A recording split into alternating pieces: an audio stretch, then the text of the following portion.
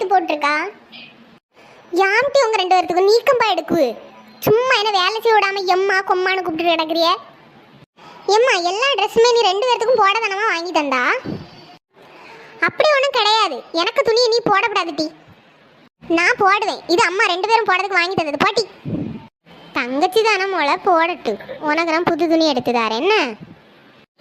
ஏம்மா ஏம்மா அவளுக்கு மட்டும் வாங்கி கொடுக்கா, எனக்கும் வாங்கிதாம்மா. நீ அக்காக்கு துணியெல்லாம் எடுத்து போடட்டி. ஏம்மா பாருமா இவன் நக்கல் அடிச்சு சிரிக்கா.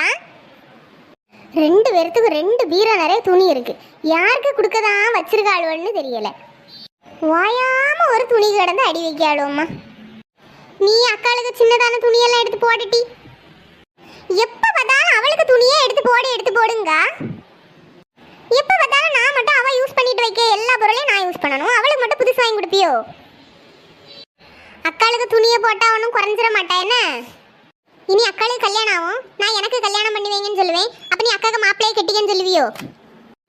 லேட்டு சுவாணி உனக்கு வாய் ரொம்ப கூடி போச்சு பார்த்துக்க. பின்ன சும்மா அக்கா எதை போடுன்னா நான் இப்படிதான் கேட்பேன். இப்போ உள்ளதுகளுக்கு வாயெல்லாம் எம்மா என்ன வாய் நீளுவு. இந்த பிள்ளைகளுக்கு எங்கேருந்து தான் படிச்சுட்டு வராளோ தெரியல.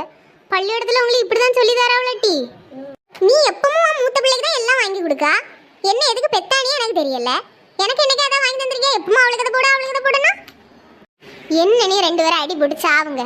2 பீரோ துணியை வச்சுக்கிட்டு ஒரு துணிக்காண்டி வந்த சண்டை தானே இப்படி? என்ன நீ அடி போட்டு சாவுங்க. நான் போறேம்மா.